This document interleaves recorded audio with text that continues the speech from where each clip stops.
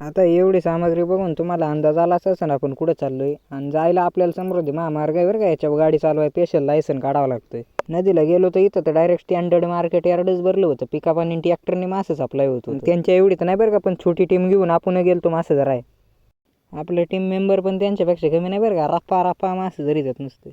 तसं तर मछली जल की राणी आहे बरं का, पण पाणी आटल्यावर तिला बी झुकणं पडताय. आपला पाईप पण उघडाच पडलेला होता. फुटबॉल डायरेक्ट आपल्याला घरपोच मासे सप्लाय करीत होता. त्याच्यामुळे त्याला जाळी लावून घ्यायची होती. मग घेतली जाळी लावून. चला मग आता डिव ढकलून पाण्यात. फायनल त्याला पाण्यात पण सोडला बरं का. मी पाईप पाण्यात टाकला, मग जोडीदारला पण दम नाही निघला, त्याने पण पाण्यात टाकला. इथं निवेचन ते जाळं काढून त्या डावातलं पाणी या गटारात आणायचं होतं. प्रत्यक्षित तो प्रयोग केल्यावर या डावातलं पाणी गटारात आलं नाही, पण गटारातलंच पाणी डावात जायला लागलं. त्यांचं नाही सांगता यायचं, पण आपल्या टीमला बघून अख्ख्या मछली समाजमध्ये डरका मावले. त्यांनी कॅरेटांनी सप्लाय केलं, मग आपण पण गोण्या भरून घेतल्या. फायनली आपली मोटर ओकेमध्ये चालू झाली. मग घेऊ आता हे कांदा भिजून.